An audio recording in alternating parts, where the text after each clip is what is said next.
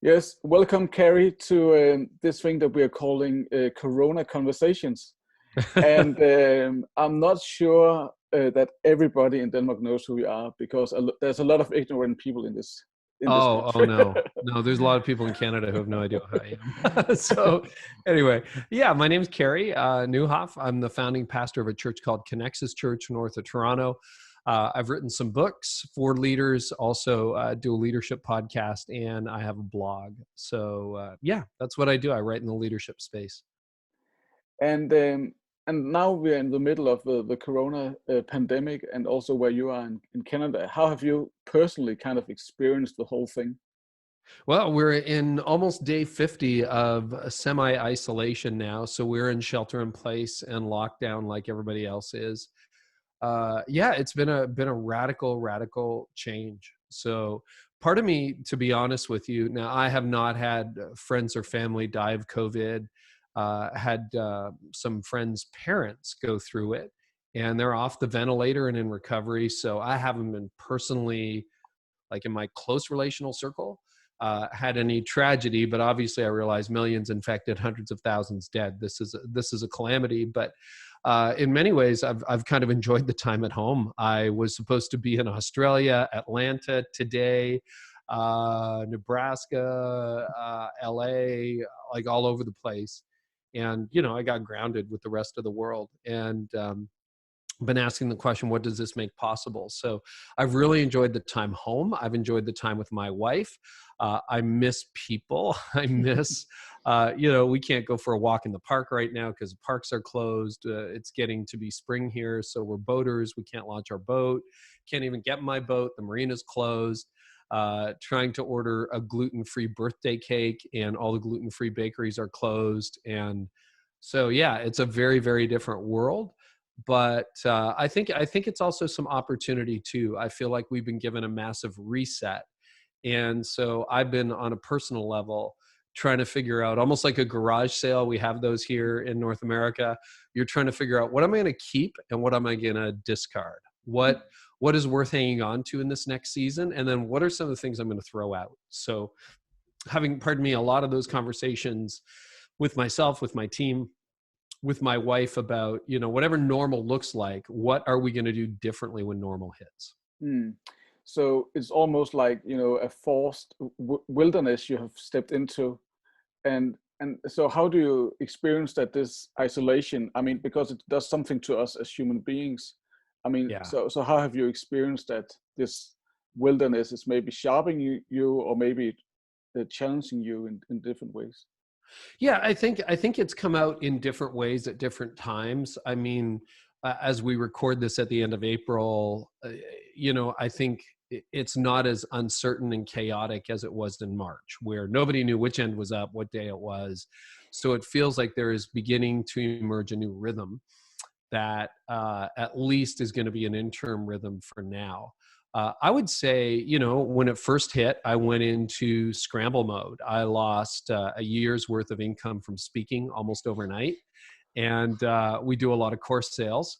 So it was, are we going to even make it? And we had some money saved.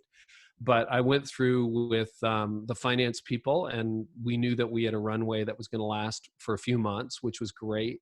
And it hasn't been as bad as I thought it would be. One of the questions I've been asking, even as far as being an online content company, is what does this make possible? So I had one leadership podcast, literally the Monday after the world changed. By noon that day, had a second podcast hammered out in detail with a couple of partners called Church Pulse Weekly. That became Church Pulse Weekly. Within a week, we launched it. My team met, we prayed together, and it's like, what are we going to do? And it's like, we're going to produce free content for leaders. So we put together a course in 10 days from idea to launch called How to Lead Through Crisis. I took everything I had learned over 25 years, put it together in one place, and we've helped almost 10,000 leaders through that course in the last 25 days. So that's been really exciting. So it made new things possible.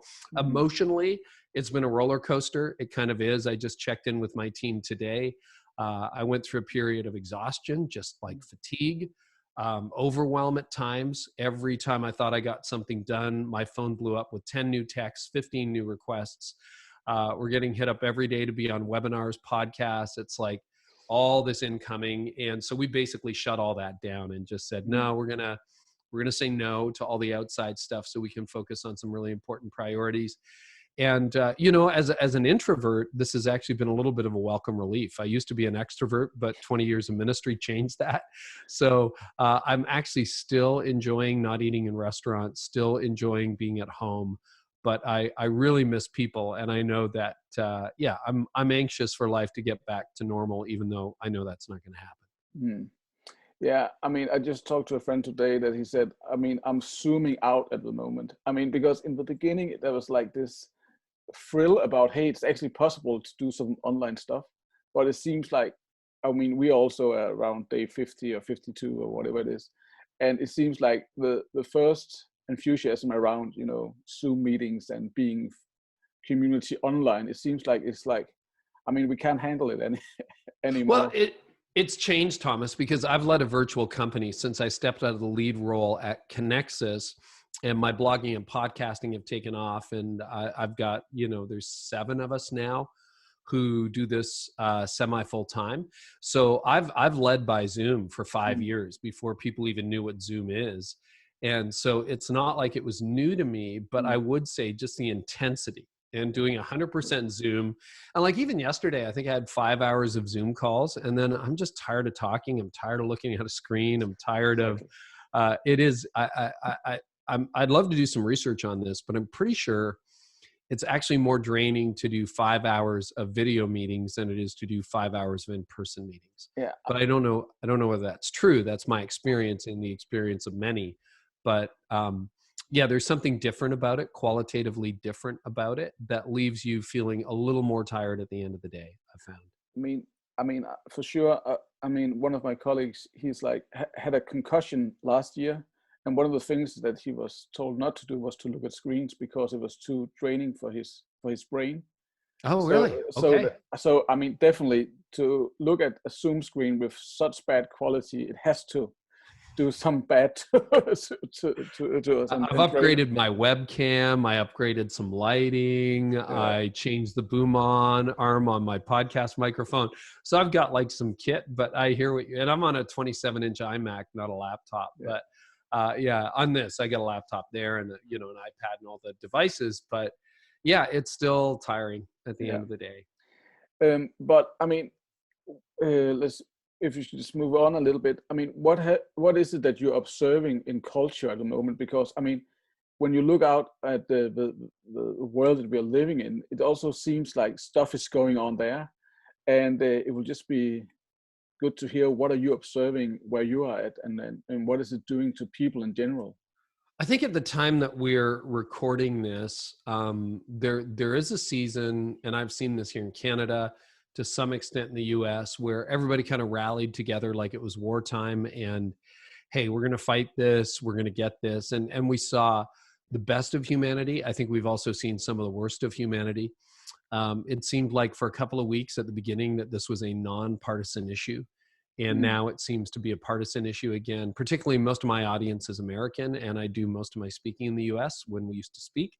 But it seems to be Republican, Democrat stuff again. And that's been a little bit disappointing, to be honest. And then how do you weigh the health concerns of medical professionals with the economic concerns of business professionals? I've probably seen people get a little bit partisan, a little bit self-interested there. But then again, I'm not in the desperate position that a restaurant owner might be, or a consultant might be, who isn't used to digital and doesn't have a cash runway. That's a very different circumstance. The big question, I think, underneath it, and it seems the answer seems to pivot daily, is this an interruption or is this a disruption? And I know you're a friend of Mark Sayers, you've had him on the podcast. I would agree with Mark on this one, that this is not an interruption, this is a disruption. When you look at dislocation as massive and as global as this, I think this is going to be years for us to figure out what even normal looks like. And I'm shocked, but in the last 2 weeks, we're recording this at the end of April, in the last 2 weeks, I've seen the American dialogue really tilt back to, this is just an interruption. The economy is going to bounce back. Church will be normal again. Life will be normal again. And I'm like, oh, wait a minute. Think twice. And I think globally, there's a greater awareness. Like even in Canada, I've never seen, if you'd asked me 6 months ago, what's the difference between Canada and the US? I'd be like, well, there's a border and we say sorry more often, but we're pretty much a monoculture. But I have seen the biggest cultural differences I've seen in my adult lifetime emerge, even in how our governments have handled the crisis, how our citizens, my favorite joke of this month is, how do you get 50 Canadians out of the pool? You say, excuse me, could you get out of the pool? That's how you get 50 Canadians. So, Americans are very much more individualistic, very, I'll just take this into my own hands, and Canadians are a little more communitarian oriented. So I think all of that to say, Americans are so used to having their way and they're so used to being individualistic. I think there is almost a denial that this is a disruption rather than an interruption. So I am gently and consistently on my channels, my blog and my podcast, trying to keep in front of leaders that, hey, guys, just wake up. This could be a disruption. Like, just pay attention, because if you make all your assumptions on how you're going to do church, how you're going to reopen, what that's going to be like, that, hey, by the time August hits, it's just going to be like it was before, I think you're setting yourself up to fail. The other thing I'm really paying attention to right now, Thomas, is all of the pivoting that we have done in the last 50 days has been externally forced, not internally driven. So of course we all switched to digital because you had no other choice. Like, what other choice did you have? You're going to go to jail? Like, what are you going to do? And, oh, now we're a virtual team. None of that was driven by us. That was all driven by a global crisis. And so I'm thinking a lot about agility. I'm thinking a lot about, are you going to pivot? I've got a new mini course coming out in May called the 30-Day Pivot. I think that is going to be a big part of the dialogue, because I think you'll see restrictions wax and wane over the next few years. If there's a second wave, if, let's say Denmark reopens, but Holland closes down, well, that's going to impact you. And Germany does this, and we got very hyper-local very fast. So I think there's going to be a lot of pivoting. So we should all, give thanks that we all pivoted in the first 30 days, but I don't think we are very agile, and I think we have to become more agile in the future. And it also seems like, that if we're talking about the church world, that, we switched to digital right away, and it just seems like we're thinking, when can we get back to normal? Yes. But what if that we're not allowed to gather more than 50 people for the next year? Mm-hmm. How is it? That is changing the game a little bit. I heard a quote from Alan Hirst the other day that he said that it seems like the queen is taken out of the chess game now, and we need to learn how to play chess without the queen. And there's something about, if you have a big church, then you really want to get back to gathering, because that was like one of the things that you knew how to do. But now it seems like we're moving more into households. We are skipping the congregation level, you could say. So how do you see people can, and you're talking to a lot of leaders, how do people manage, and how do you see us managing in that kind of environment? I think your assumption is correct. I think a lot of church leaders that I've talked to around the world are thinking, okay, how long until we can get back in? And now what I'm seeing, particularly as America is reopening, is I had a few conversations even this week with church leaders who are like, well, we can reopen, but like all of a sudden they're realizing that is really impractical. If your whole guest services team has to have masks on and you can only have every 5 seats occupied, even if you have a 1,000-seat auditorium, you're going to have 200 people and you can't even pack them in. And then how do you do kids? You can separate and regulate adults, but good luck with 2-year-olds. Like, how do you keep them 6 feet apart? And so now people are starting to get into the reality of how does that work? And then there's legal permission and social behavior. So let's just say all the restrictions were lifted right now while we're recording this podcast. By the time you're done recording, everybody can gather. close to close, shoulder to shoulder, just like it was back in January or last summer. The question is, even if you're legally allowed to, will people want to behave that way? Will you ever feel comfortable going down the grocery aisle and seeing someone coming in the opposite direction to you and passing them at 2 feet? Like, will you think about that the same way? If somebody bumps into you in a crowd, or you get into a crowded subway car, or you go to a soccer game, a football game, and you're in with 100,000 other people, and some guy next to you sloshes his beer on you and coughs, like, are you going to see that the same way? And I wonder if, even if people can return to a crowded auditorium, whether they will want to return to a crowded auditorium or to pass the peace. So I think we have not adequately thought through all of those issues yet, which is a long way of getting back to, digital solves all that. Like, it is not a Band-Aid, it's the future. We're in some ways, I think the church is a little bit like, malls are having a really, really hard time in North America right now. I don't know how they're doing in Europe per se, but if you're a mall owner trying to rent out that big box store, you're in big trouble in America and big trouble in Canada. And it feels like the church is a little bit like mall owners saying, well, this is good. One day we'll be open again and people will come back to the malls. And you guys have a website, right? You have a website at your stores? Good, then we're all set. I think we don't live in that era anymore. We are Amazon. Like, we live in an Amazon era. And you look at Amazon, started as an online company with a few physical stores. Now they're starting to open retail locations across America. So Amazon actually has stores. It's a little bit like Tesla. Tesla built a whole new distribution model where they're not, they haven't got millions of dollars of inventory. You go to a Tesla store, it's indoors at a mall.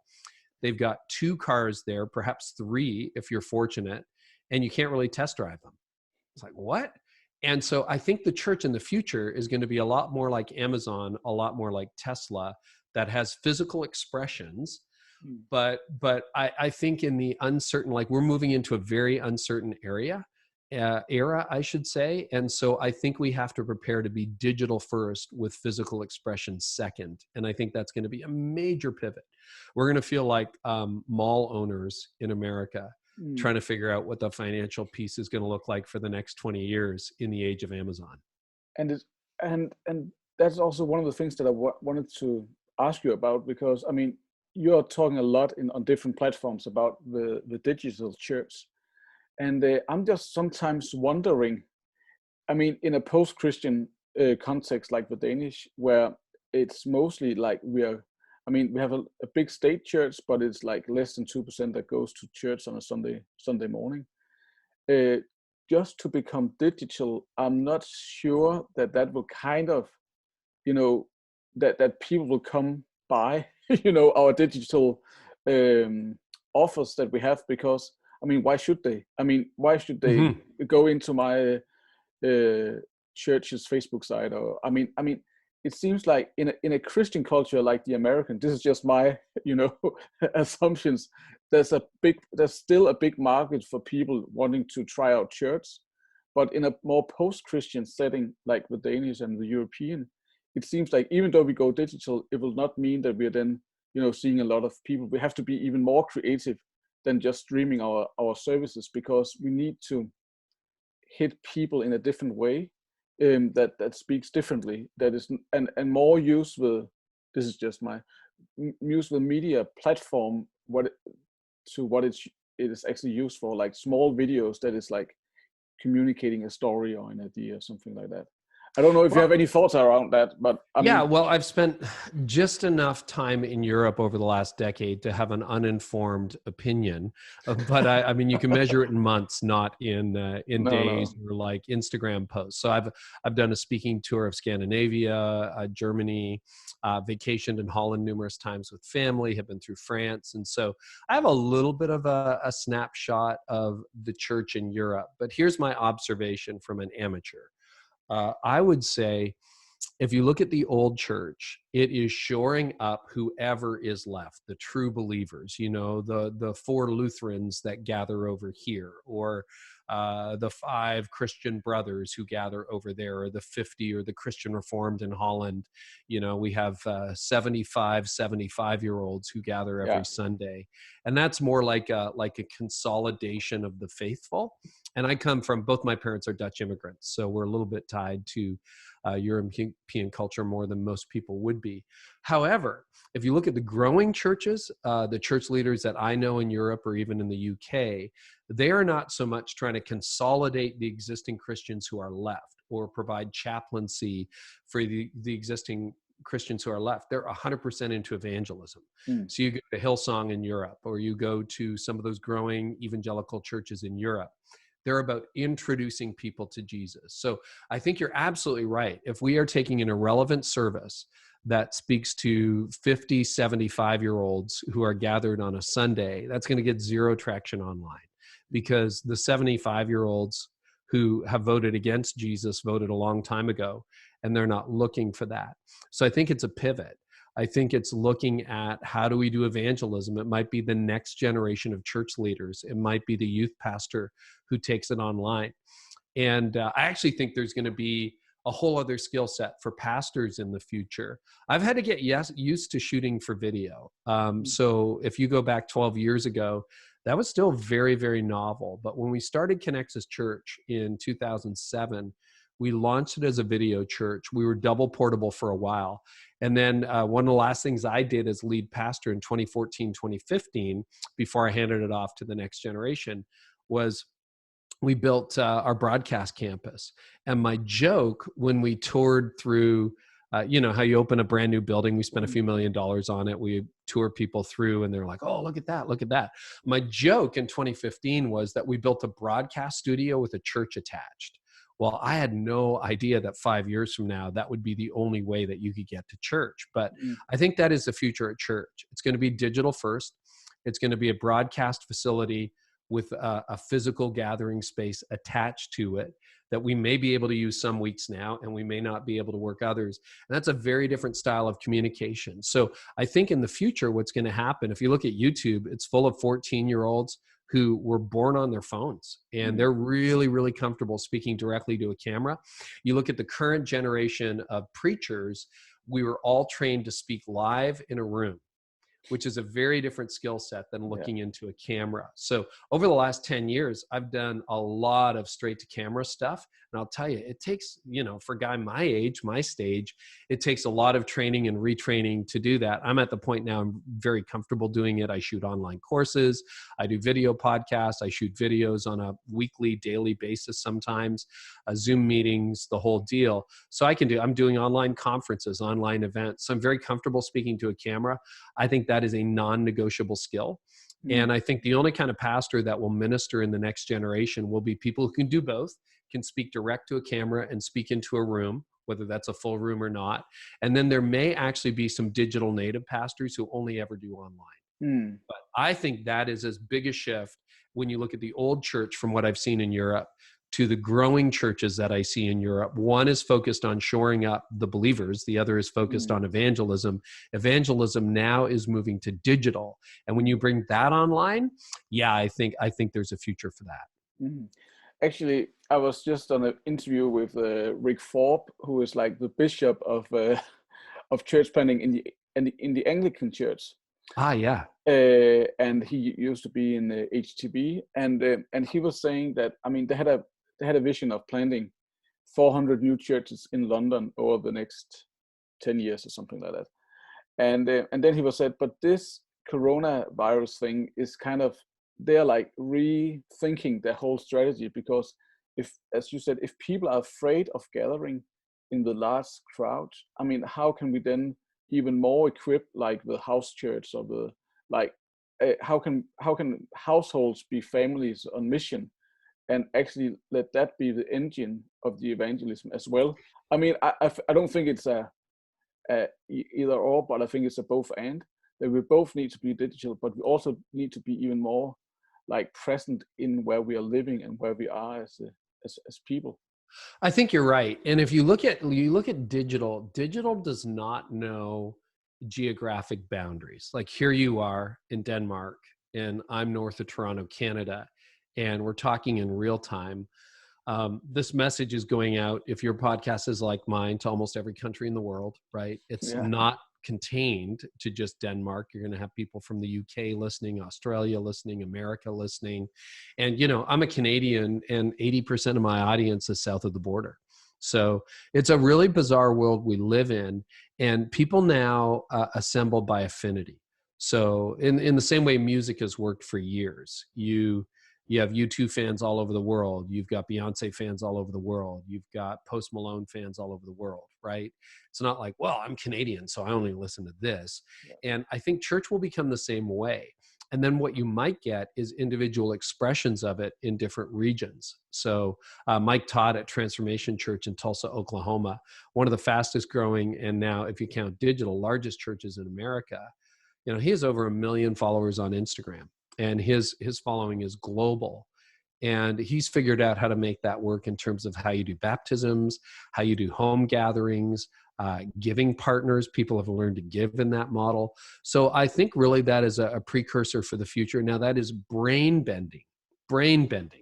If you're used to, we're going to open the doors, 50 people will gather, 500 people will gather, and then we're all going to go home and hopefully everyone prays and reads their Bible and maybe somebody will bring their friend next Sunday. That's a brave new world. And a lot of the skills that prepared us for ministering and really what is a 20th century model, a 19th century model.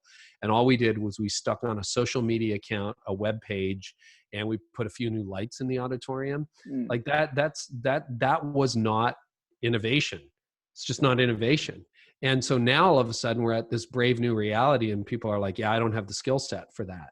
So I think what you'll see is that people who fail faster, and the people who grow faster because of digital. Crisis is an accelerator. So crisis is the hotbed for innovation, and it's an incubator for innovation, and it's an accelerator. So it's going to make the failure rate go higher and will make the success rate go higher, depending on where you are in that spectrum. So just to honor your time also here, so what are you hoping that the church will learn out of this crisis? I hope we embrace digital with open arms. I've heard so much suspicion over the last 50 days from leaders who are all over my platform going. One guy even said at the beginning, because it was like, churches were closed. He goes, well, you can't count on the internet. What if the internet breaks? And I'm like, I am pretty sure the internet is not going to break. I'm pretty sure that if it broke, there would be people so motivated to fix it. But there's so much fear and suspicion around digital. And I think what's happened while we have been so focused on facility, Sunday-based ministry, is the world changed around us and we didn't even really pay attention. I mean, there's nobody listening to this podcast probably who hasn't bought something off Amazon, whatever that iteration is in your own country.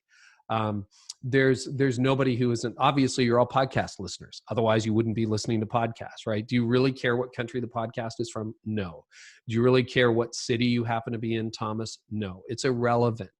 And so I think we have to stop looking at the digital future.